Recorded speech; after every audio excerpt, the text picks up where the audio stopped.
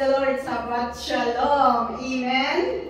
Amen. So, thank you, Lord. Our topic for today is living a transformed life. Amen. Tunay nga na we are transformed. Transformed. Tayo na po ba ay nabubuhay sa pamamagitan ng pagbabago or still nakikaayon po tayo sa takbo ng mundo ito. Amen? So tayo na po ang makakasagot niyan.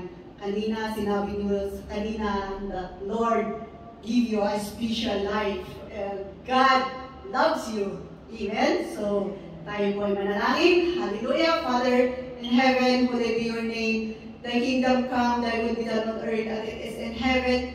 Lord, once again, maraming salamat sa oras na ito. At kami muli ay nagtipon-tipon sa bahay, sa bahan ay pinagkaloob mo. At Lord, maraming salamat. Continue na ipagkaloob mo, Lord, ang knowledge and wisdom na siyang gagamitin po namin to release your word so that the listener will understand the way you want na maintindihan po nila ito at may-apply po nila sa pang-araw-araw po nilang pamumuhay in the almighty name of Jesus, that we just declare, O Lord, the victory upon victory, that truly we will receive, we will be filled with your word, na we will not go out here, O Lord, na empty, but mapupuno kami ng inyong salita sa pamamagitan ng inyong banal na Espiritu in the almighty name of Jesus.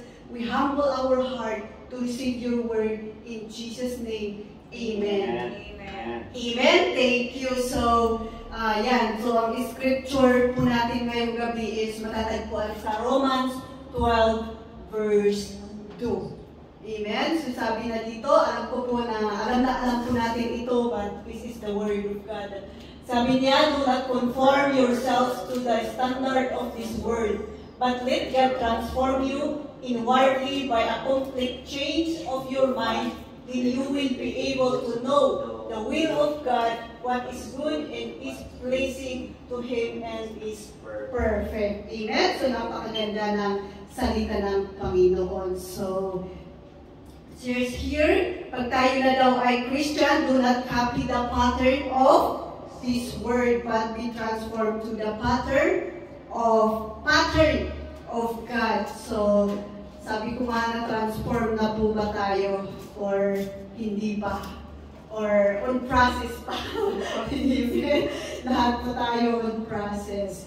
Amen? So ano ba ang pattern ng mundong ito? So, kung binsa-binsahin po natin is napakadami. Amen? So, isa na po dito yung ang pattern ng mundong ito is being successful is to have money. Amen? Number one po yun po sa ating yung being successful is to be popular, high position, maraming ari-arian, kagaya ng pinag-uusapan nila sa Pilipinas. Amen? So, ano pa ba? The value system of social media, yung sa nakikisabay po tayo sa kung ano yung nag-viral, yun nga yung testimony po natin kanina, na pag may birthday, nakikiuso po talaga tayo doon na yung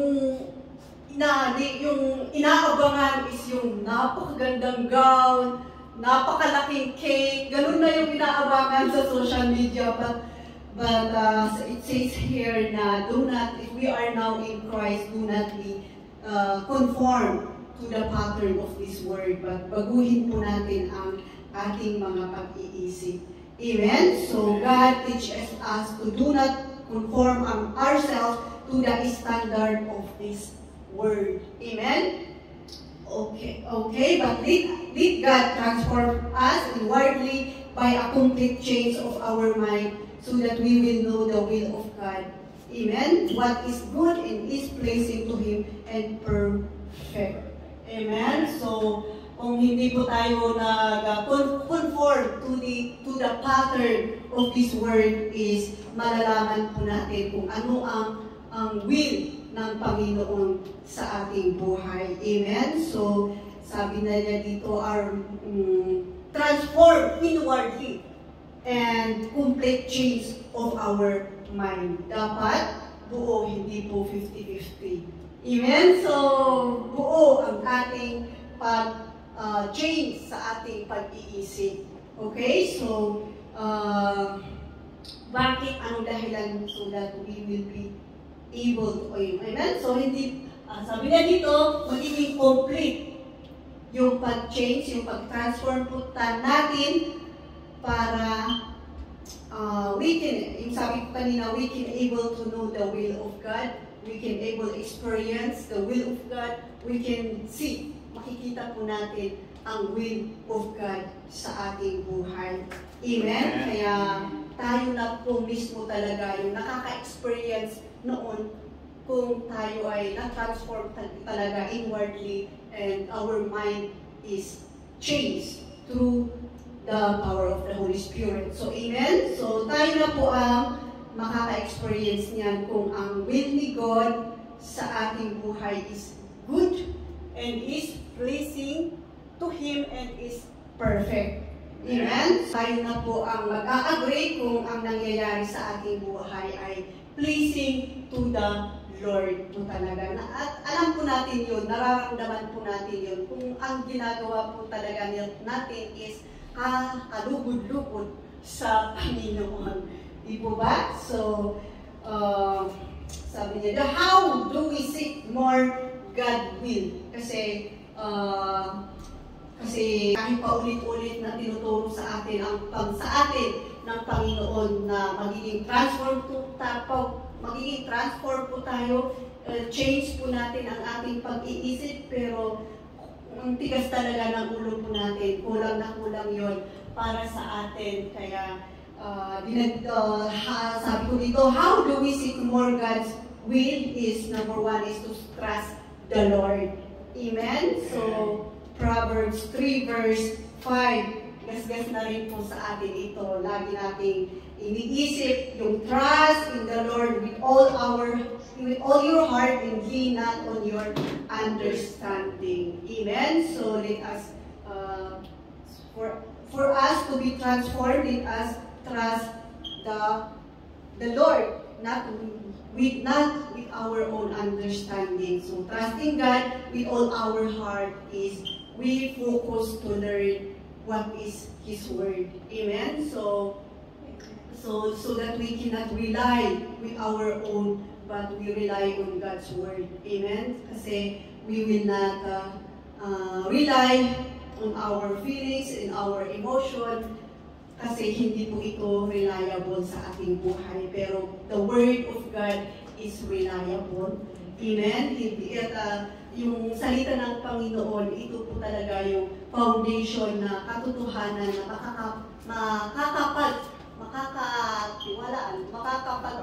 makakapagkatiwalaan. Amen? Yung salita ng Panginoon, hindi yung ating puso or hindi yung feelings po natin or yung nanggagaling po sa ating mga emotion, but truly the Word of God. Kaya how we can trust the Word of God is by learning, listening to the Word of God. Amen? So, sabi niya dito, the deeper we study the Bible, the deeper we will know the God's will. Totoo po yun. And we become deeper na kung if we study the Bible, we become deeper na nakikipagrelasyon po din. Kumbaga, di ba, habang nagbabasa po tayo ng Panginoon, is yun din po yung way na parang hindi parang yung way na nakikipagrelasyon pa rin po tayo sa Panginoon. At nakikilala po natin siya sa tulong ng banal na Espiritu na nakikiayon sa atin. Amen? So, yun po yung isa po natin way para hindi po tayo mag-focus dito sa mundong ito. Amen? So, number 2, set your minds on things above. Diba? Very easy ang ating topic today. Amen? Colossians 3 verse 2, keep your mind fixed on things there, not on things here on earth. Set your minds on things above, not on earthly things. So, set your minds on things above, not on earthly things, kasi hindi yan, yung sabi ni Brother Flores kanina na hindi kailangan ng Panginoon yung maraming makamundong ito, pero ang kailangan ng Panginoon is yung love po natin sa Kanya na talagang yung puso po natin yung hinahanap ng Panginoon sa atin. Amen? Kaya tinuturuan po niya tayo to set our mind above things na hindi po talaga dito sa mundong ito. Amen? Kasi ang material na banag, things, madaming scripture po din yan na magpapatunay na God did not need material things. Pero bakit kaya tayong mga tao nakafocus po talaga sa mundong ito? But talagang ang pagmamahal ng Panginoon, lagi niya pinapaalala na set your minds on things above, not on this earth. Amen? So, gusto niya na focus po tayo sa Kanya, not on material things, not on possession, not on human wisdom, but again, the Word of God. Amen? So, paulit-ulit po yan, so that we will be completely renewed, completely changed in Word. Amen? So, kahit din po ako, kahit nagagamit na po ako dito sa church, nag-share ng salita ng Panginoon, pero sometimes dumadarating talaga yung about here on word na talagang it is not enough na tayo po ay nagpupuri na sa Panginoon, but yung relation po talaga sa Panginoon, yung intimacy po natin sa Panginoon, hanggang sa maunawaan po natin yung salita ng Panginoon na talagang we must follow Him. That yung totoong pag-deny ng ating mga sarili na sometimes akala po natin nag-focus po tayo sa Kanya, is nag-uubig po tayo sa Kanya, pero pag dumating yung pagsubok, nagdududa pa rin po tayo, but God really love us to remind us to set our minds unto Him. Amen? Kasi yun po yung gusto niya. So, sometimes it's a test of faith po natin na sige nga, I will try.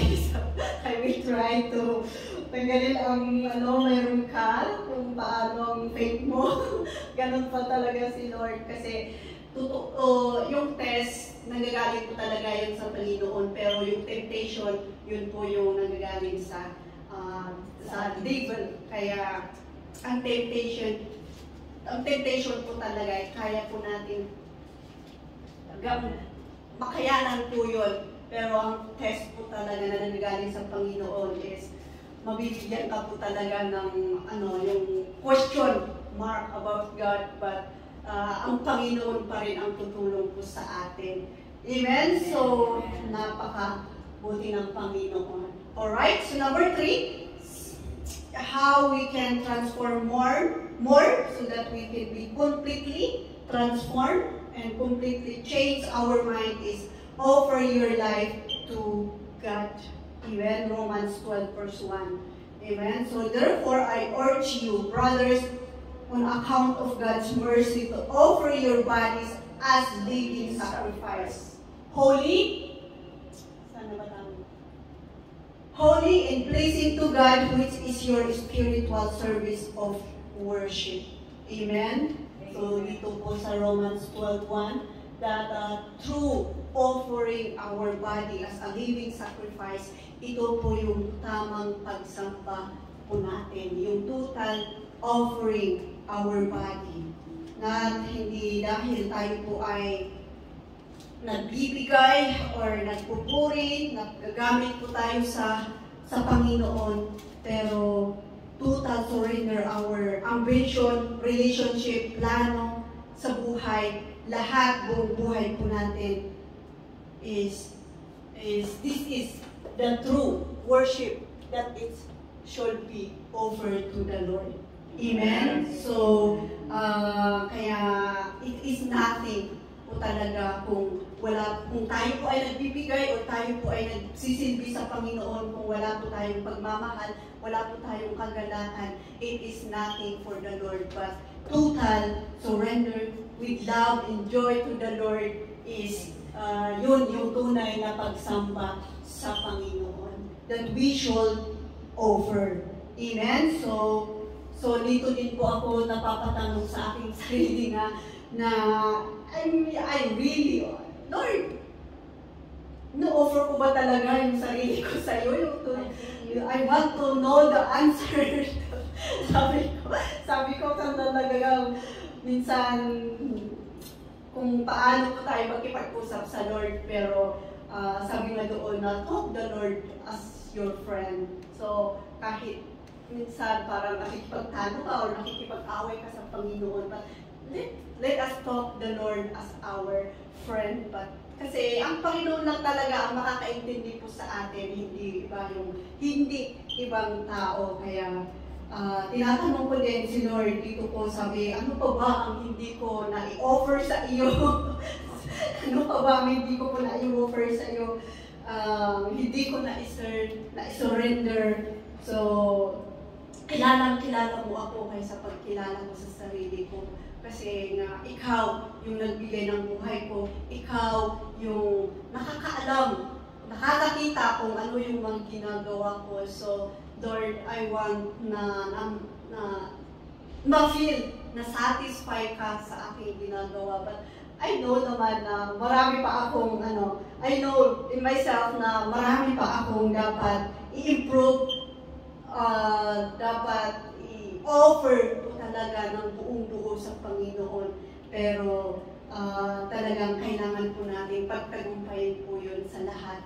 Alang-alang din sa tulong ng Banal na Espiritu. Amen? So, yun talagang panghilay-hilayan po natin itong Romans 12:1 that this is truly the yung pag-offer po natin sa atin, pag-offer natin as a body, yung pag-offer po natin ng buong-buo, puso at kaluluwa po natin, yung buhay po natin, ito yung tamang pagsamba sa Panginoon. Amen? So, pag hindi yung nagbibigay po tayo, hindi po yung naglilingkod po tayo, pero yung all of the above, yung buong buhay po natin na ino-offer po natin ang sarili po natin sa Panginoon at pina-priority po natin siya. Amen? So our priority is, Lord, it is not already to conform ourselves into this word, but completely transform inwardly, and we are already renewed of our minds, that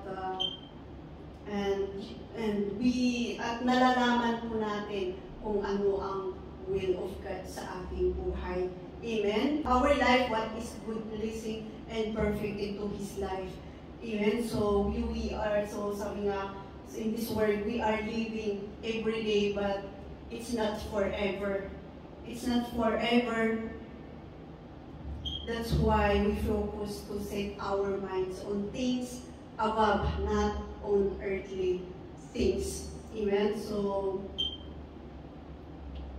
we are living every day into this word, and nawawalan na po tayo ng energy to do everything. Di po ba? Nawawalan po tayo ng energy to do everything into this word. Kaya mas paigi pang mag-focus po tayo sa Panginoon, so that unti-unti na ma-transform po tayo inwardly, and we will be completely changed our mind. Kasi kung hindi po tayo ma-change, puro negative yung pumapasok po sa ating isip, at yung puso po natin naaapektuhan din po. Amen? Kaya let us continue that we will not conform ourselves to the standard of this world, but but let God transform our heart inwardly.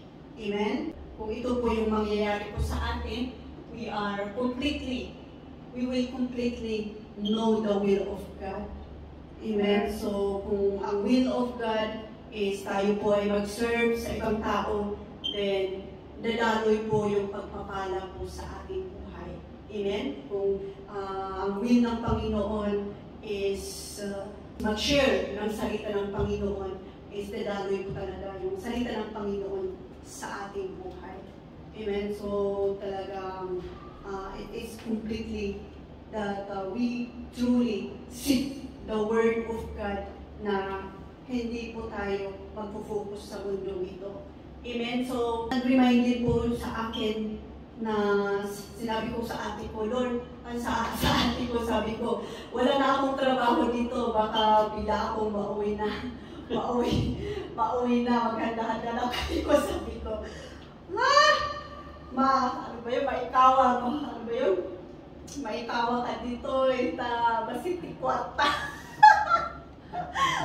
Maikawa ka dito, basiti kwarta, which is true. We an OFW, if we are going home, kung kahit sabihin naman po natin na may pinundan po tayo ng konti doon, pero iba po talaga ang buhay sa Pilipinas na although it can sustain naman siguro yung pamumuhay po natin, pero sanay na po tayo sa malaking pera, kaya totoo po yung sinabi ng Panginoon, ng ating ko na maikawa but sinabi ko kay Lord, kung what is your will po talaga, can you please prepare me, kahit basit kwartay dyan Pilipinas, prepare my heart to be satisfied.